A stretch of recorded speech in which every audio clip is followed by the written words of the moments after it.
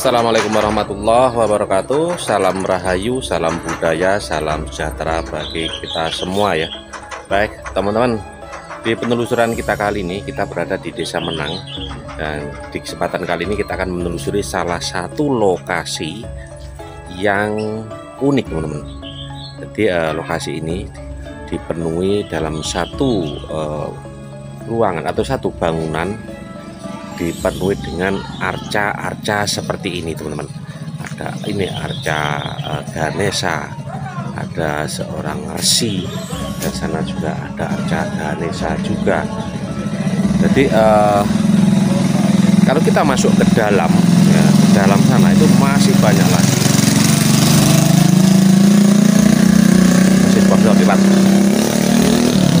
masih ada sponsor teman-teman.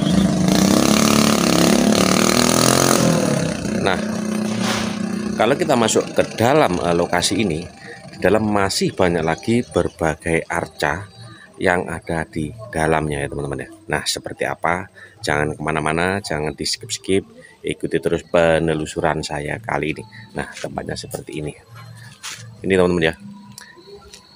Jadi warga sekitar tempat ini dinamai dengan nama Mbah Semar. Nah, jadi kemunculan Semar yang ada di Kediri di kawasan ini teman-teman ya. Ini ada arca Ganesha dan juga ini arca siapa teman-teman, saya juga nggak paham. Nah, ini yang membawa gada punya gulok. Nah, masih banyak lagi teman-teman. Jadi benda-benda seperti ini di tempat ini masih banyak lagi, perlu kita telusuri, perlu kita tunjukkan kepada teman-teman. Nah, ini untuk arca Dewa Siwa, itu arca Wisnu teman-teman kalau nggak salah sana teman-teman. Ini Anoman juga ada. Jadi bisa dibilang kalau di sini ini adalah 1000 arca. Nah, yang paling menonjol di tempat ini adalah sebuah arca biksu atau juga sebuah arca Semar teman-teman. Jadi makanya di tempat ini dinamakan dengan suatu tempat itu Mbah Semar. Nah, ini Semarnya. Nah, ini teman-teman ya, seorang sosok Semar yang mempunyai karakter tersendiri teman-teman ya. Jadi karakter yang tidak mempunyai atau mempunyai jiwa kesabaran yang sangat besar dan budi luhurnya yang sangat kuat sekali teman-teman. Nah, ini dan di tembok-tembok sana berbagai lukisan bertemakan Semar teman-teman. Ada Punokawan.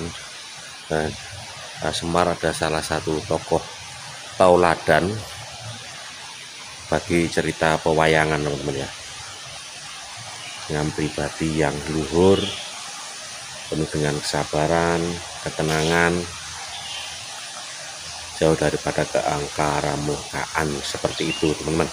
Nah, ini ada arca Ganesha berwarna biru, Anoman, ini juga ada arca biksu. Nah, ini ada Garuda Kencana. Nah, ini teman-teman ya, salah satu tunggangan daripada Prabu Erlangga ya. Kita terus masuk ke dalam. Ada beberapa lagi yang ada di sana, perlu saya tunjukkan kepada teman-teman. Nah, ini kita masuk. Ini juga banyak teman-teman. Nah, ini arca Semarnya.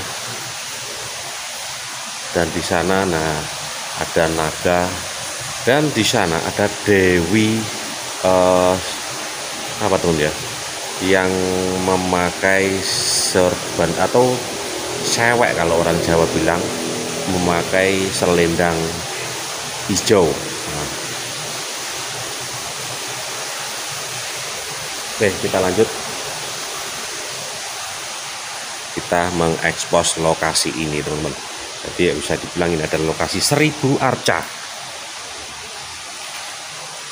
Nah, di tembok-tembok sana, nah itu semua kebanyakan arca Semar teman-teman. Nah, ini itu teman-teman yang saya bilang tadi, itu sebuah seperti Dewi Lanjar atau putri dari Laut Selatan. Dan sana juga ada 3 arca berwarna biru, hijau, dan merah muda teman-teman di sana. Itu mungkin salah satu tokoh juga Dewa Wisnu atau Krishna teman-teman ya. Apa saya juga gak paham, yang punya tangan 4 teman-teman. Oke, dari banyak sekali menjumpai ini teman ya. Nah ini Semar, dan di atas bangunan ini ada sebuah patung Semar terbesar yang ada teman-teman ya. Nah di belakang ini ada 2 arca yang sangat besar sekali teman-teman. Nah ini ada arca Ganesha yang terbuat dari batu, sangat unik sekali teman-teman. Nah ini loh teman-teman. Wah, nih arca Ganesha yang besar ya. Bayu hargane piro ngene iki yo. Ukul ya. Ini asli dari batu teman-teman. Nah ini asli dari batu, bukan dibuat dari semen. Ini ada hiasan-hiasan tengkorak, motif-motif arca ini asli dari batu tanpa sambungan. Buset, gila teman-teman ya. Ini berapa duit harganya ini? Asli batu murni teman-teman. Nah ini kecampuran batu marmer ini yang ini teman-teman, ini loh, dengan ornamen-ornamen yang sangat seperti di arca-arca Dwarapala itu teman-teman ya. Ada ornamennya tengkorak kecil-kecil yang dirakit. Oh, Ganesanya gadingnya potus teman-teman, yang satu lah itu. Nah yang kiri potol. Oh dipegang ini teman-teman. Nah ini jadi tangan satunya memegang gading atau bisa dibilang sungu, taring teman-teman, taringnya Ganesha. Arca Ganesha, arca pengetahuan kalau nggak salah. Nah di sebelahnya juga lebih menarik lagi teman-teman ya. Nah ini ada arca Nadine. Nah sapi kok lembu. Nah ini teman-teman ya, juga terbuat dari batu teman-teman ya. Wih, ini terlihat itu batu asli tanpa sambungan, nih toh, tanpa ada sambungan. Ini terbuat dari batu teman-teman.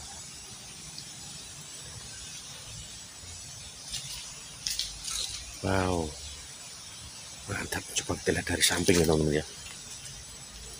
Lanang ya sapi ini. Sapi ini lanang teman-teman.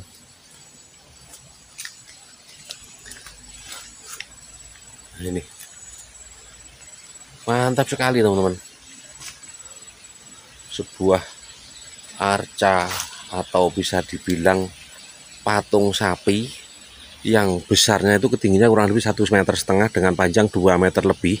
Itu batu murni teman-teman, bukan terbuat dari semen. Itu telapaknya atau tataannya itu murni batu teman-teman. Nah tak dekatkan ya. Nah ini loh, tataan murni batu teman-teman. So dari atas, dari depan. Oh, di belakang masih ada lagi teman-teman di sana. Banyak lagi arca-arca atau yang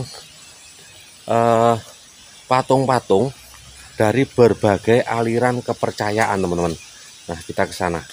Nah itu disambut 2 arca apa ini, Anoman atau siapa, Subali atau Sugriwa, saya juga nggak paham. Dan di dalamnya sebuah arca Brahma teman-teman itu, yang di atas yang dihiasi janur, ada payung, memegang cakra dengan tangan 4,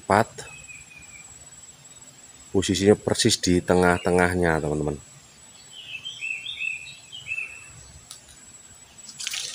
Misi Nusewu rayu ini pembakaran dupa ada di sini. Nah,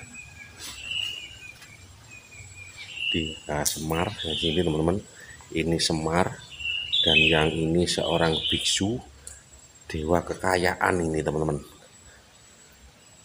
membawa emas bertempelan di tubuhnya. Ini dewa kekayaan. Semoga kekayaan melimpah dan menyatroni atau menghampiri kita semua ya teman-teman yang lihat video ini. Jadi, kekayaan yang penuh dengan emas Rojo Brono seperti ini teman, banyak ya dewa kekayaan. Nah, di belakang itu ada sama tangan 4 warna biru ya, arca sopo ya. Saya sendiri kurang paham teman-teman. Ini arcanya siapa, patungnya siapa, tokoh siapa, saya juga kurang paham. Nah ini dengan membawa sebuah semacam kitiran di tangan kanan yang kedua, tangan kiri memegang sebuah daun, yang satunya bunga di bawahnya teman-teman. Yang ini ini kalau nggak salah itu dewa atau penggambaran daripada dewa Wisnu mungkin teman-teman ya. Dan yang di depan sini ini teman-teman ada semacam lingga yoni teman-teman. Lingganya bu besar dan yoninya ada di bawahnya, itu dikalungi dengan gantungan bunga. Nah itulah teman-teman. Jadi kemungkinan ini adalah salah satu tokoh yang diutamakan atau diprioritaskan ya teman-teman ya. Oke, kita lanjut lagi. Di sampingnya ini ada arca lagi dengan 4 rupa teman-teman.